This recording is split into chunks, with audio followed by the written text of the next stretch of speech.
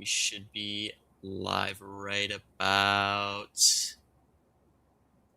now. Okay, let me send you the X link to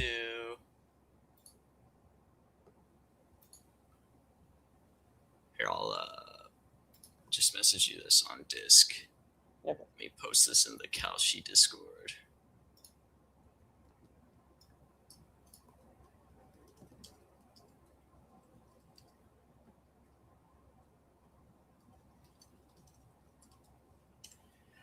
All right, we are officially live with the one and only Logan.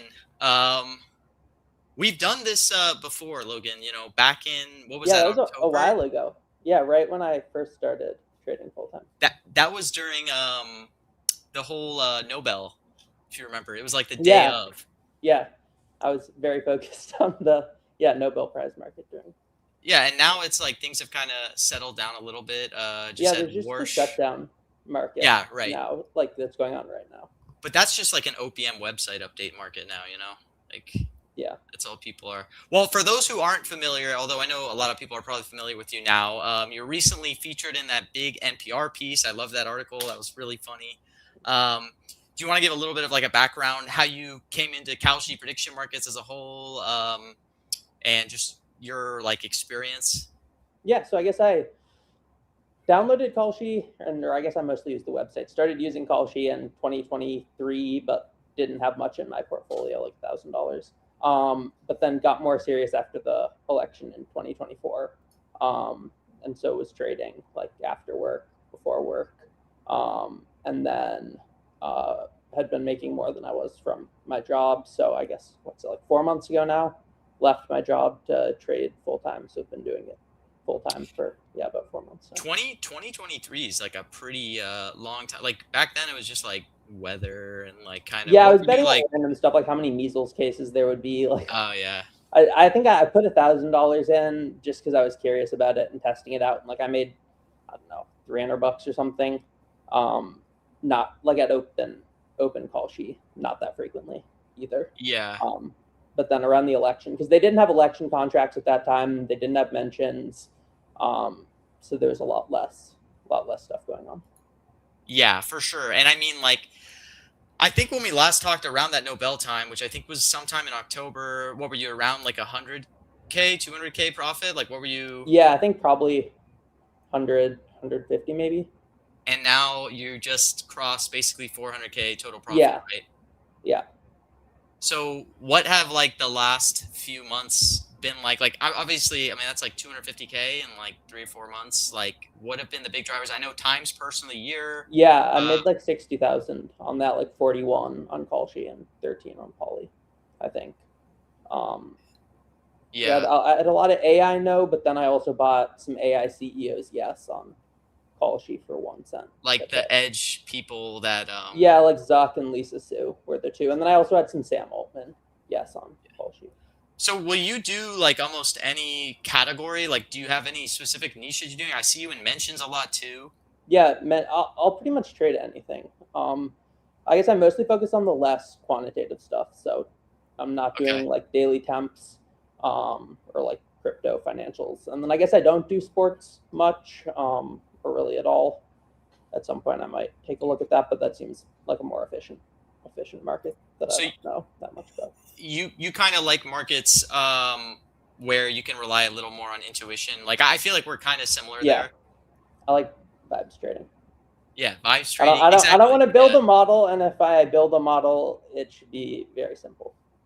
Yeah, I've still had people like asking me to like check out weather, and I'm just like never. I'm never gonna be able to The outmodel like. most fun I had trading weather was there was a day that the sensor broke and was just sort of like a random number generator, and that was kind of fun. I Really? made some It money. was That just was a like. long time ago. I think it was like the Austin market a long time ago. I made like, I don't know, $600 because it was broken, so like no one really had an edge. Yeah. Well, we're just coming off the Fed chair announcement. Obviously, there's still shutdown waiting. Like, I think you were posting, you made at the time over 40K on Fed chair. Yeah, I guess Is that's that down a bit now. okay? So I Because think were probably you like holding 20K. Rider or like, okay. Yeah, I still had a bit of rider exposure and a bit of Waller exposure. What was like if you can, like, walking through kind of like what your whole strategy was for Fed share, kind of why you maybe placed some of the trades positions. Yeah, so I guess I shorted Hassett because he, I don't know, just doesn't really have any business being the Fed chair. And so I made some money on that. And then when Warsh spiked, I also shorted him a bit and then bought some Reader. Yes.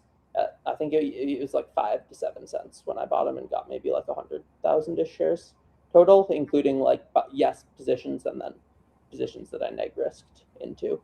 And so I took profit on a decent amount of that. So I still made money even though he wasn't picked, but less than if like he had been picked. So it was a little bit of your strategy, like, it felt like with this whole Fed chair thing, Trump for the last few months has been saying like, hey, I'm going to announce it at this time frame. Then obviously it moves back. Is it kind of just been shorting a little bit of like the news hysteria coming from like the Trump admin, other, in Yeah, I terms also of some of thought these like picks? if he was gonna pick one of the Kevins, like why hadn't he announced it yet? Yeah. And they had been starting to consider Reader more, and so I thought he was in like a good position, at least potentially come in late. But I guess they picked Warsh. Warsh he's an inflation hawk. Like he was worried about inflation coming out of the financial crisis, which is like the dumbest time to have been worried about inflation. And Trump wants someone who is going to cut rates and probably be a little less concerned about inflation running hot. And so I guess Warsh will maybe be a loyalist and ignore that, but like it seems sort of like his at least base perception is a bit of a hawk. And so I still don't think he makes that much sense as a pick for Trump. But Yeah. So you mentioned that like you'll almost trade anything in terms of like, you're in Times Person of the Year market, you're in now this kind of Warsh market. Obviously you're active in like mentions. What is like your kind of thought process there in the sense of like going that route of somewhat being a jack of all trades versus specializing in niches? And then kind of as part of that, how do you kind of build that confidence in some of these markets that aren't as quantitative, and really you have to rely on intuition and vibes to like feel confidence, especially when sizing up things like that? yeah, so I guess since I'm still considering myself relatively new at trading, I want to explore a bunch of different areas. And so I feel like it makes sense to check out a lot of different markets versus specializing in something without having explored everything. And then I also think there are going to be opportunities in a lot of different markets.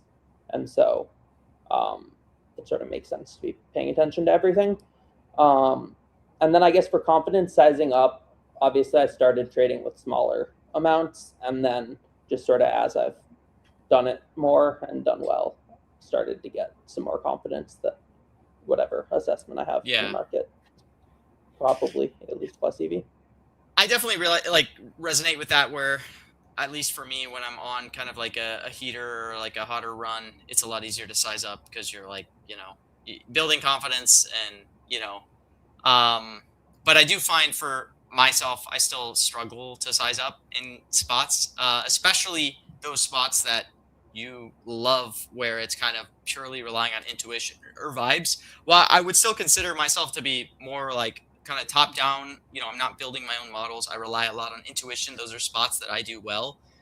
Because of that, it's like hard for me to size up in spots where Yeah, I it's mean, you don't solely have like intuition. a very good like output, like okay, fair value's 85 Right. based on this model that I know is accurate, and market Yeah. price is lower than that. So it's a buy. You just sort of have to be like, what do I think the fair value is, and then size up.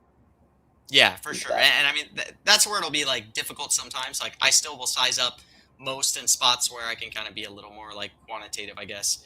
Um, Maybe can you like speak a little to, you mentioned in the beginning starting with like some measles markets. Obviously this was like back in 2023, but like what was your process towards, obviously I'm sure in the start of this you didn't envision yourself having like 100,000 shares of a Fed chair and like kind of getting to these like larger sizes. So Yeah. like what was that build up and process like for you, I guess? So I guess it gets a little harder when you start having a bigger portfolio, just because you start moving the markets a little bit as you trade. So I guess when I was new, it like you could pretty easily get fills for good amount of size in sort of whatever market you wanted to. And so I would just do a lot of trading around in a lot of different markets, and then sort of has just been like learning how to size up and size stuff probably relative to my portfolio size versus like dollar amounts, just because it starts getting like a little weird when, you know, I think I've probably deposited, I don't know, 30 grand total into prediction markets, maybe around there. And like I've, you know, lost like 20 grand in individual markets before. So I just need to not think about it as, you know, losing 20 grand. It's losing, you know, like less than 5% of my portfolio. Yeah. Looking at it in terms of percent, I mean, when I first talked to Gayton, actually, one of my first interviews, he talked about kind of viewing it almost as a game where, like, these are just I like numbers seeing on a number screen. go up. Yeah, I like number go up. At the time, I was like, you're crazy. But like, I felt it now to where, like, you know, I've been sometimes in really good spots clicking like 100K worth of spots, and I'm like, I could never have envisioned myself doing that before versus now building up to it, I guess. And then, like you're saying, like it just being a game where, you know, I guess I could lose 100K, but you know, I mean, I still don't size up quite that big. Like, if I lost 100 grand, that would ruin my week/month. So I don't size quite that big, but like. The only time I've done that is very selective times, by the way, and that's like bonds. You know what I mean? Yeah, I don't even bond. I don't even bond that big. So I guess that is my one thing. I don't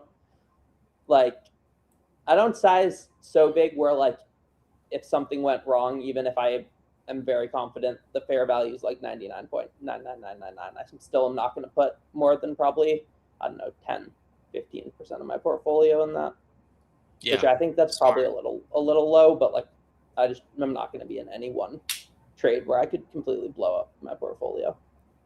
So on that topic, what are your thoughts overall on bonding as a whole? I feel like obviously that's like a term that's gotten a lot of buzz in prediction markets as a whole, and then what's funny is even in mention markets, it's kind of becoming a bigger thing where like a lot of people in mentions now are like bonding all the time. What is your relationship with bonding? I guess thoughts on it overall. I mean, I think it can make sense if you never mess up, but like you're also gonna think it's going great, almost guaranteed for a while, because the life of a turkey. You're buying stuff at 99% odds, and so you can win even if you're buying at 99 and the actual like fair value's 95 or 98 or something. You're not going to realize that you're making negative EV plays for quite a while most of the time, because it requires a tail event, and then it's going to wipe out a lot. Like some people I feel like are being dumb about it, but it also, I mean, it makes sense, I think, if you're. And it's also extremely difficult to distinguish between a 95 and a 99. But it's a huge disparity, right? In the sense of like EV, obviously. Yeah. So I do it a bit, but not. It's not my main strategy, but sometimes if you have a bunch of cash, you can. Yeah, I guess on the topic of strategies, obviously a lot of people have different strategies they use. I think some of the most common ones are, news trading, which I'd say kind of someone like Carr maybe does a lot of. There's people like maybe the Yabvex of the world kind of building their own models of elections, things like that, similar to what maybe Gayton would be doing. How do you kind of feel like you fit in there in terms of your trading style? Because I don't really think I'm news. Like I guess if I see a headline and no one has clicked shares, like sure I'll go news trade it, but I don't news trade that much. I mean, I will follow the news. I guess I just try and be more informed than, most people in whatever markets are popular at the time. And then I'll trade those. What would you say are your most frequently used like news sources? Like, you talked about how on the Fed chair, kind of building up your knowledge on the subject matter of like who Trump's going to pick? Kind of what type of news sources do you usually rely on? I'll read like Bloomberg, Wall Street Journal, Financial Times, and then like New York Times, as well as Twitter a decent amount. Do you like reading Donald Trump's Truth Social posts? Yeah, it keeps me very informed. I do. You should be reading those. Truth Social is just such a cancer platform. I open it and there's just ads everywhere, and just terrible user experience. So I should be reading his truths more than I do. But thankfully, I don't have to actually open Truth Social. It just goes into a Discord server, so I can just stay out of the app. That's a better way to do it. So I guess I think a few months ago when we kind of last talked, you were like really, really grinding. You mentioned like 80-hour, 100-hour weeks, kind of just going all out. You were not getting a lot of sleep certain nights.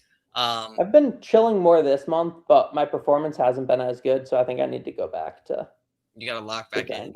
I need to lock back in. I've been unfocused this month, and performance hasn't been as good, so I need to lock back in. Yeah.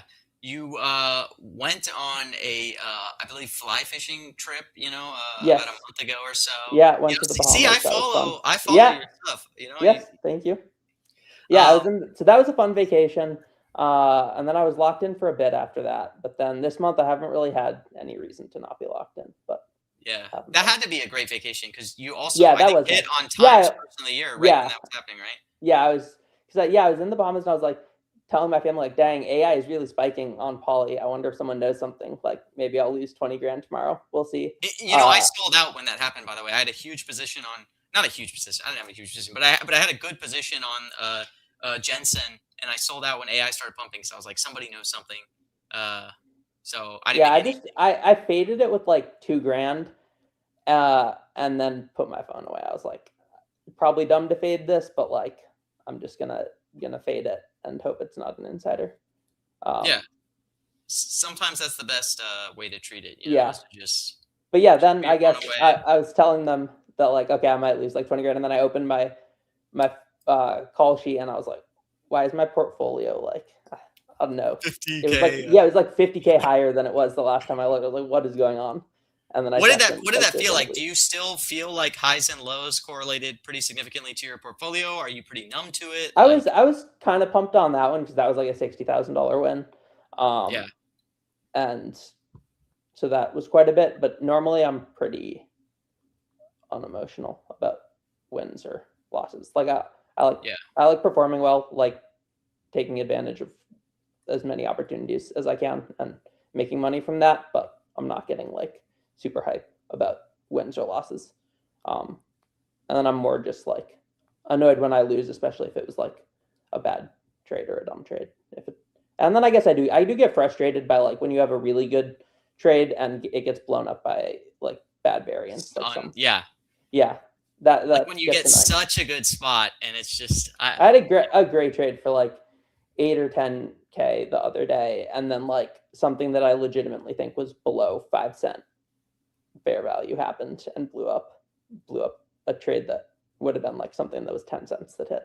So was annoyed on that. Did any of that have to do with the executive order market or no? No, not the EO market.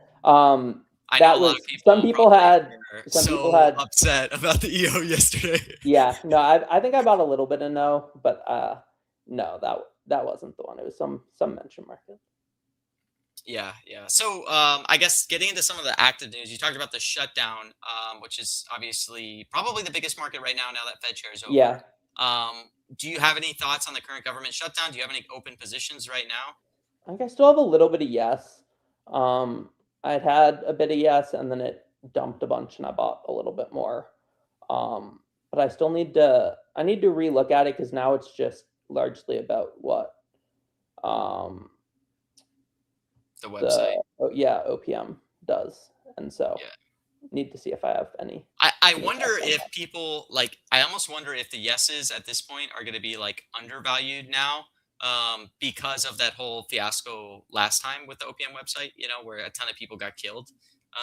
Because obviously it's top of mind for people now. Because at the time it was probably only people going back to like the predicted days where I think a similar thing happened that would have remembered that, the government can just not update a website.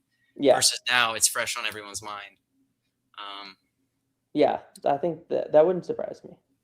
Maybe do you want to talk a little bit to like the government shutdown market? Because that's like one that's, very obviously involved in like politics, things like that. Like, what was your approach to that market? Did you have a big position throughout? How did you build confidence to get a position? I had sized that one kind of small. I wasn't really playing it a ton. But I think it dropped on news that Schumer and Trump were working on some deal, and so I bought like a little bit of yes just because it didn't seem finalized. When it went back to like the 50s, kind of that Yeah, range?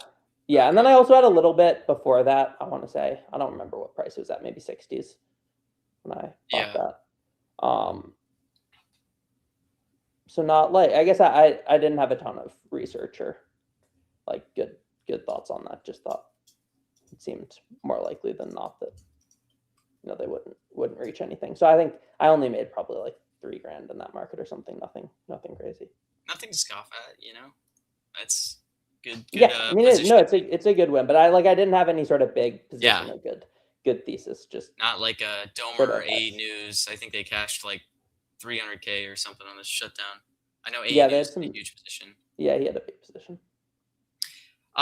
I'm curious, speaking of like, A News, Car, some of these other people, like I know in prediction markets, it's becoming more and more of a thing where, people share a lot of information in Discords, just getting feedback from kind of other traders who are also profitable.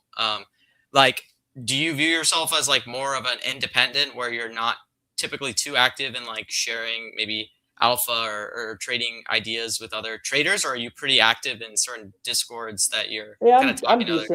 decently active. Like I'm in Cars Discord with like AE and all of them. Yeah. And talk to those guys a decent amount, and then yeah, I'll also in like DMs and stuff, share stuff with people and bounce ideas off of other people.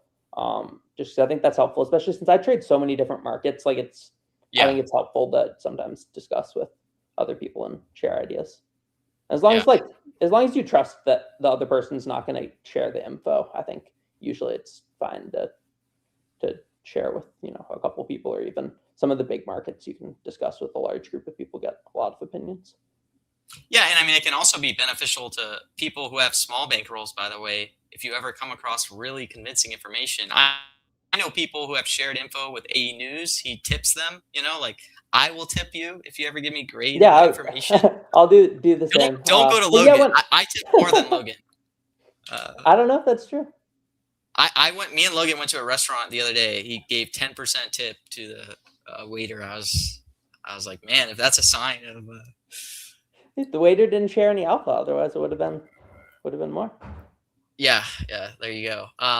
But yeah, I mean, I think that's like like, what's your thought on the dynamics of being in groups and like, because obviously there's a little bit of a conflicting where it's like if you have great alpha yourself, especially obviously in instances where liquidity is limited, like people don't maybe want to share Yeah, certain if liquidity information, is right? limited, I would only share with people that I trusted to not put on a position until I was done getting my position.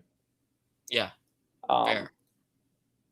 but otherwise, I guess especially when I had a smaller portfolio, like I'd share a lot of stuff just because I'd get my positions filled to max size pretty quickly, and then I think it makes sense to talk like you if you're a decent trader with a smaller portfolio, like a lot of like bigger, more successful traders will be happy to talk to you, and then you can get their ideas. Like I talked to 50 Pence a lot when I was new, and I mean I still talk to him a lot.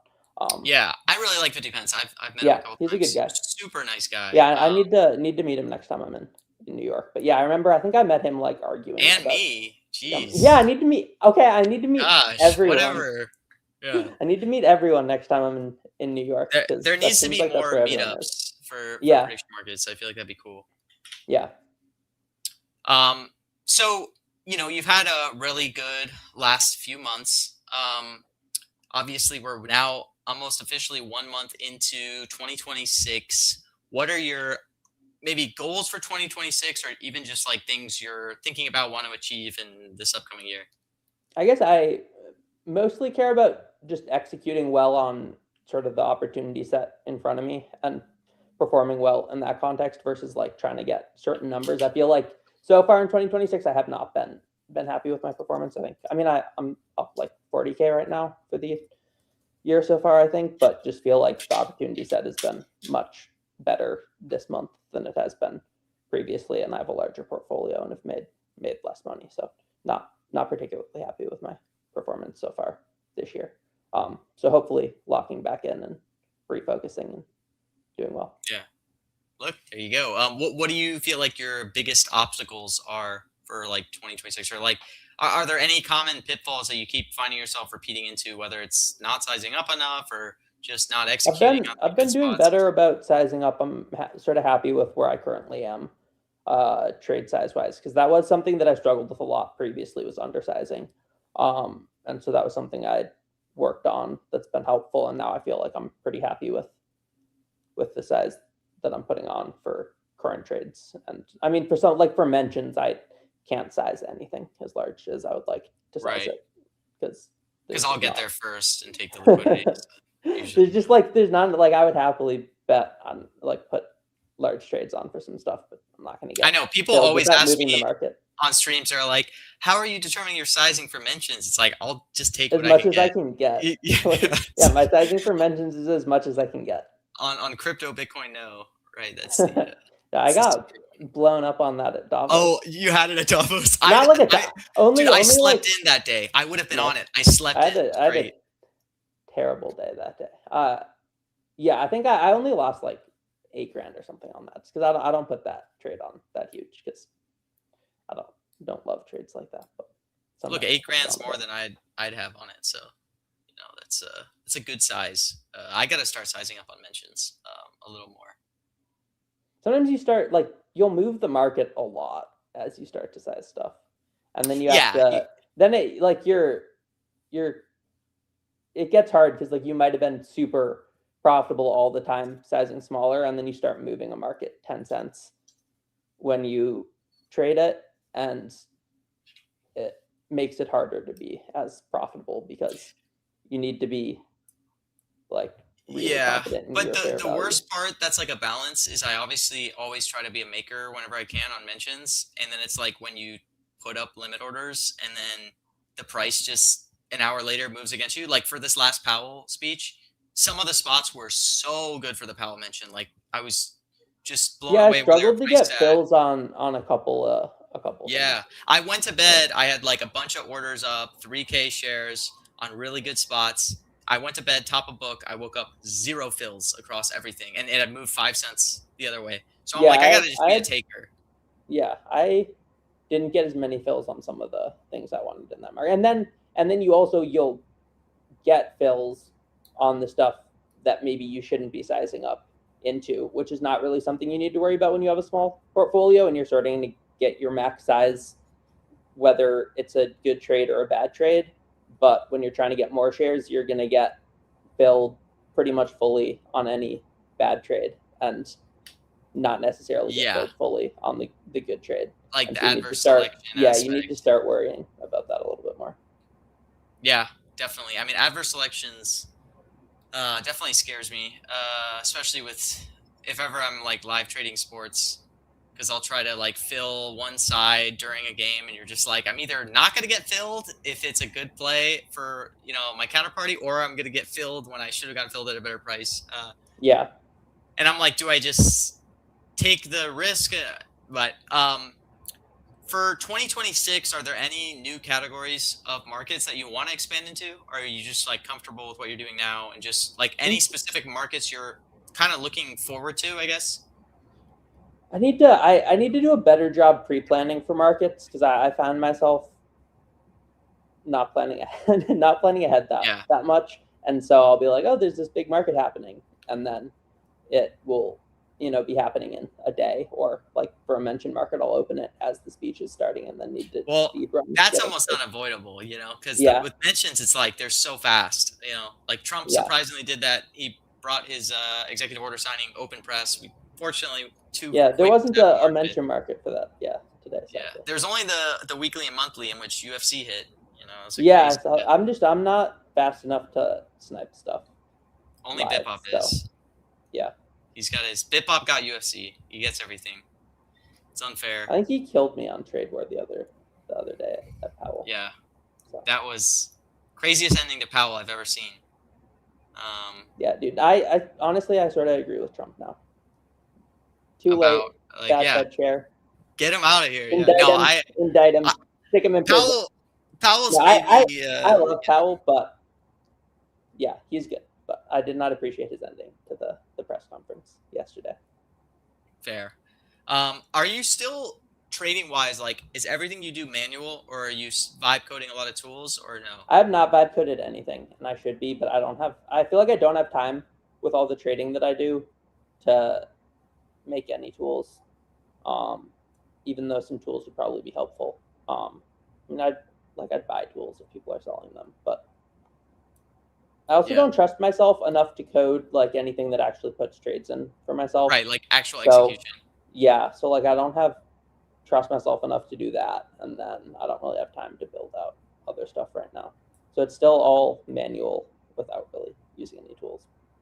Very fair. I'd say I feel the same way. I will never do order execution, like, because that would just terrify me. Yeah, like if something Kalshi going starts wrong. letting us make second accounts, I would happily use that and start doing some automated trading strategies, but I can't risk my bot messing up and draining my entire portfolio. Yeah, we've seen enough stories of something goes wrong and mention someone's bonding the wrong week, or Yeah. Well, any specific thing you want to leave, or any like well, I guess okay, one last thing I want to ask you on is volumes are increasing still pretty dramatically, pretty fast. We'll see after NFL ends, like if volumes taper off or if they're going to keep going. What are your thoughts on like the longevity of being able to find an edge on prediction markets for yourself, I guess? I mean, I think it could get harder, but like I'm pretty confident I'll continue to have an edge for a while. It might be that I need to focus more on a certain type of market and not be able to trade everything. But I think at least for a while there'll be probably good edges still. But it could get harder. But I'm pretty confident I'll still be able to find stuff. Maybe like my ROI won't be quite as good because stuff won't be as mispriced as it is now. But like a lot of these markets are pretty hard to price, and so when you get stuff that's very difficult to price, I feel like there's still like good room for that's the sweet spot, but you just got to adapt. It's like every time you find an edge in one area, it goes away. I almost feel like the one edge that will never go away is the type of edge you have in the sense of like vibes and intuition, because it kind of can't be. It's hard. Like quantified. I'm not worried. Yeah, about I don't know, someone building a model better than whatever for a lot of the markets that I trade, just because there's not really able to model a lot of them really at all, and so I think that at least makes it so that there'll be more opportunity for longer versus something where it's pretty easy to build a model. Like even like mentions probably will get harder as people get better at using data in that. I don't know. I'm actually kind of I don't think mentions will get. I can't imagine them getting, because I just feel like people are more likely to use data incorrectly than they are to use it correct. Like for something like Powell, you can tell. I don't know. There were things in the last Powell market that like told me that people were using data, but maybe they weren't using it the right way. Okay. I know what you mean. Yeah, like there are some good trades related to that in some markets for sure. Yeah, and like it's things where you'll see like certain Trump speeches or mentions where people are definitely considering things now, to where like even like closed open press FUD, like stuff like that, people are factoring it in, but it's just like how well they're doing it. Like I'll see sometimes when there's a Trump speech on a given topic, right? Like before, people would see a market for what will Trump say during the announcement, and they would not even, they'd be like, I wonder what the announcement's on. I'm not even going to try to figure out what it is, but now it's like sometimes they'll over-index to what the Yeah. topic's about. But obviously, it does get hard to get an edge when you got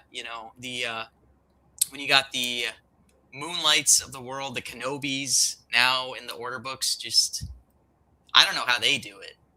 Yeah, because I was for a while I was number one mentions profit.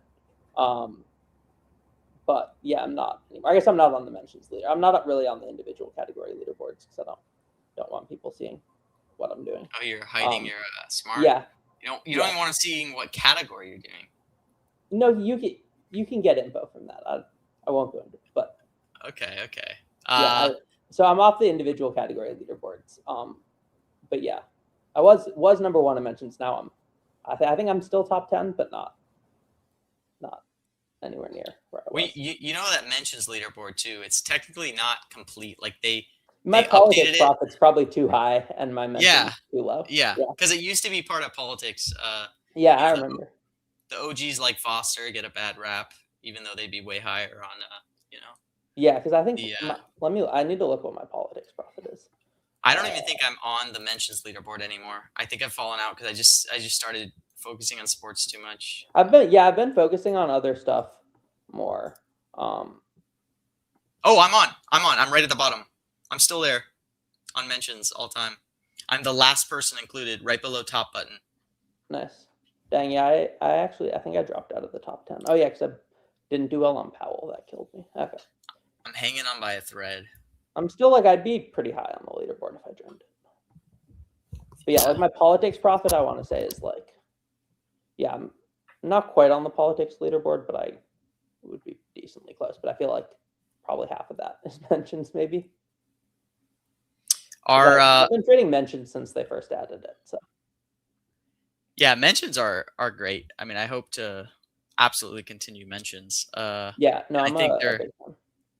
Yeah, they're such a good opportunity gives you right something now. I guess today, sadly, there's not much going on, but it's nice when there's not much going on in other markets. You can just hop into a mention. Yeah, it's the worst when they have they launch these small mentions because there's no Trump speeches, like the astronaut stuff today, and I'm like, the only people trading this are gonna all be the mention sharps that are so bored that they're like, okay, what are the astronauts gonna say? I'm like, I'm gonna get smoked if I try to compete. I think I made $500 on the astronauts. Oh, okay. Look, you took no on. I'm annoyed that for the Russian dude, he had a translator for every question except for the one where he said safe. The other astronaut translated it. What the fuck? So that I think I would have made $800 more if that hadn't happened. But whatever, still made $500, so can't complain. Yeah, and then I made whatever on the DOJ thing this morning. I made $1,000. Okay, well, fair. That adds up, but.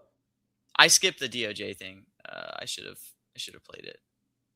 I was a fan. I liked whatever the guy was because they kept asking him Minnesota questions, but he never said Minnesota.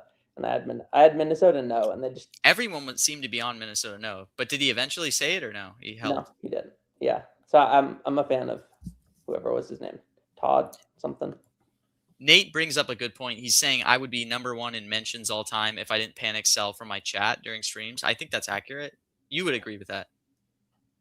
Probably. Yeah. Do you? I guess I need to. Because I watch your streams most of the time, but then sometimes, I don't watch them while I'm actually trading because I'm focused on watching the market and the stream, and so I'll be in there a little bit pre or post event. But that's weird because you were telling me pre-stream that the way you made all this mentions profit was watching my streams every day and you were just tailing off. Copy trade. Thank God. It was pretty brutal having a public profile when I did the 100K climb, I had all my Kalshi stuff public, and it's not a good idea. But now I'm private. It's great. Nice. And look, yeah, were people just tailing you on? Yeah. That's annoying. So I had to take them for a spin. Sometimes I'd start loading up on Crypto Yes just to teach them a lesson. Yeah, if people were tailing me, I guess I don't know. Some people, you'll see people drain their copy trade bots on Polymarket and stuff. I know. I've heard people. Which is always funny. Yeah. What are your thoughts on copy trading? I mean, I think we both agree it's kind of probably not the best thing to do, but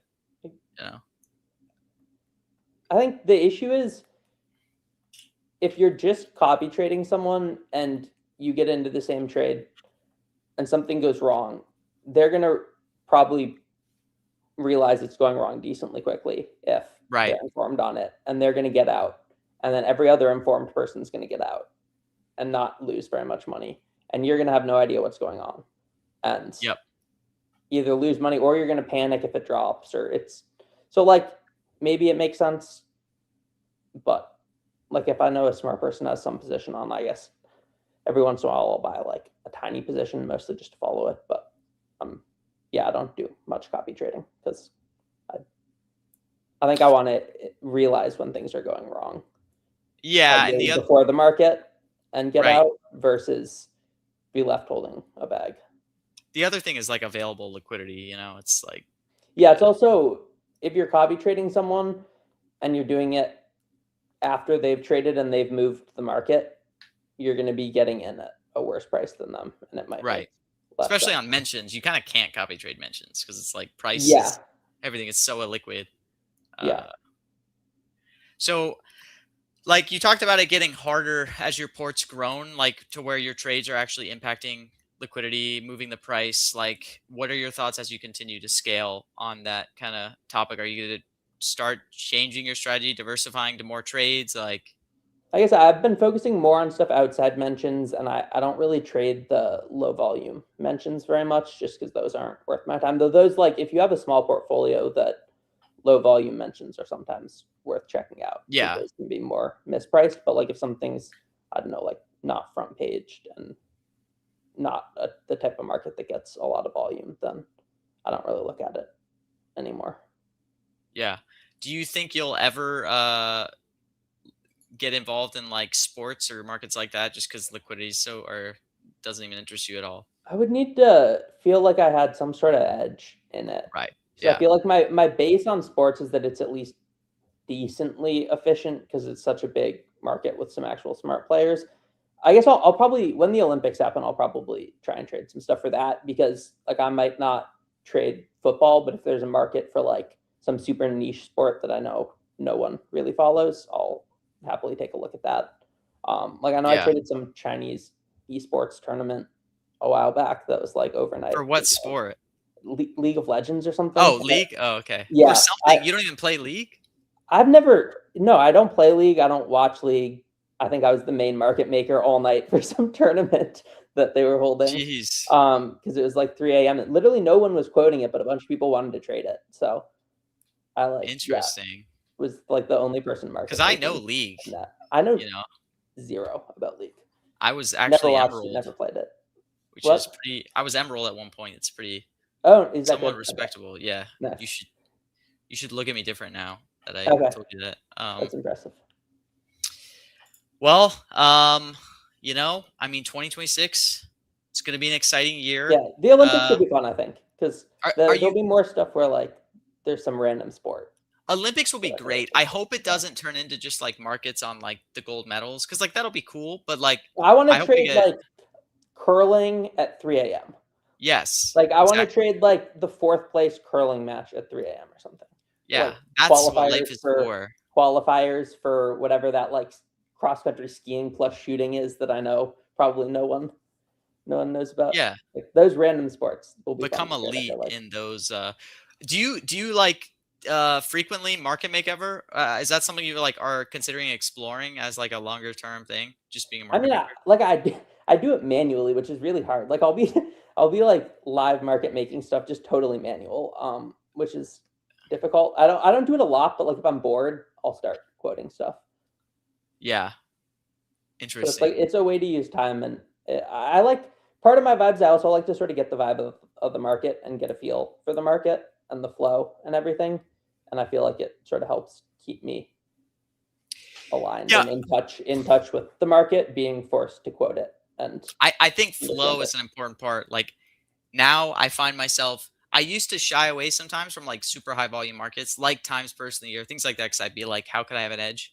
But my thought process now is like anytime you get a market that's going to have a ton of new flow and users coming to it, like I have to be on it. Like did you have anything on the Jake Paul fight? Jake Paul, I Anthony guess Joshua? I had a little bit. That was one sports one that was mispriced that I put it like a little bit betting against Jake Paul. Yeah, But fair. probably should have done more on that. But I don't know anything about boxing, so. But like it was very clear that there was just so much volume betting on, Jake Paul look, at 10 cents that like there's only so much money that can absorb. yeah, and even outside of 10-cent just buys. the fight, like kind of market making that, like not market making like the money line, but like other markets they had on the fight was like crazy that night. Because going back to just the flow, how big of a market it is, it's just like there's so many people wanting to hammer yes on like a whole ton of things, and there's just not enough people making that. It was a crazy, crazy fight. Yeah, I should have looked at more than the money line. I need to at least check out sports more, I feel like. Probably No, will. no, no. Stay out of it. No. There's nothing. It's so efficient. There's Okay. no edges. Very deep liquidity. But yeah, I mean, any last things you want to leave for the audience? Any last tips you want to give to people? Someone's asking how you market make a low volume event. How is there an edge if you know nothing about a market? So maybe tell people how you get edges in markets you know nothing about.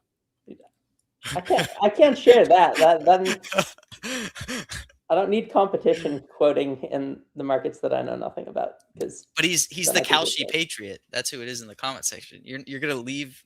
You're not gonna tell Kalshi Patriot.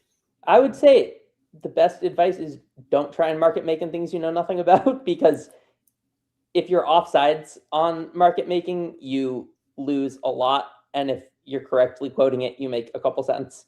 And so for the most part, it's a bad idea to do it on stuff you know nothing about. But I think if you can get a good feel for the market, then you Yeah, can I would second not market making markets that you know nothing about, because you're just gonna be subject to adverse selection by someone who knows something about it, and then could get smacked. But or you could make it work. like you can definitely make it work, but it's like not a great idea most of the time. Yeah. I mean, I will do it. I will definitely do things like that in very high spread markets. Sometimes, like if it's just like there is flow, and I'm like maybe I don't know anything about this, but if there's a 60-cent spread, I'm like, maybe at that point it kind of just becomes stink bidding.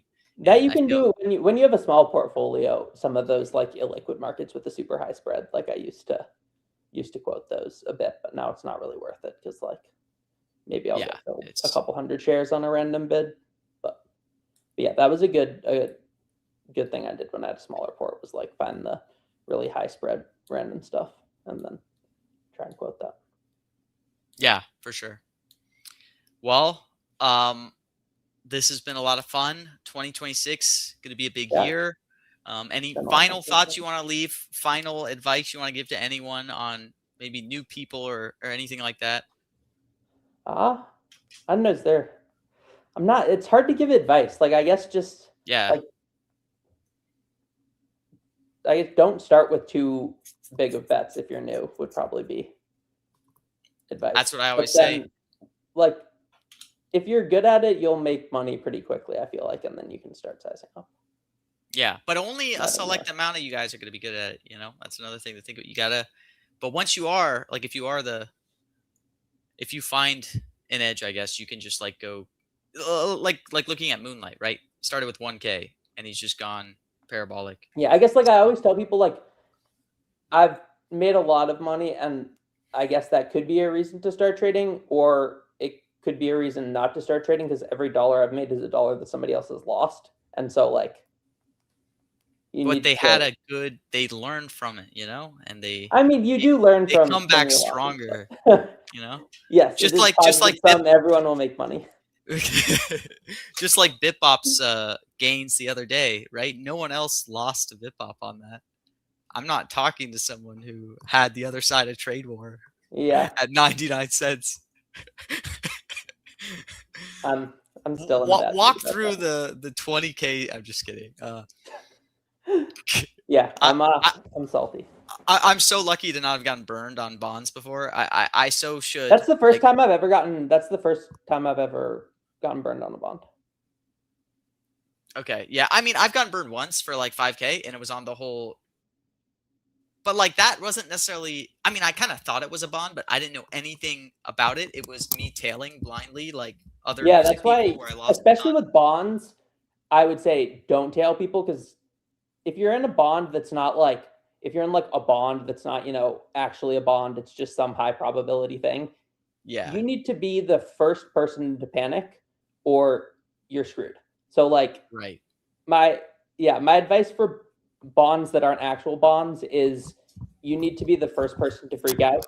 And if you're not the first person to freak out, then you're going to get cooked. And so you should probably know enough about the market to know when the time And to freak my out is. advice overall is to not bond.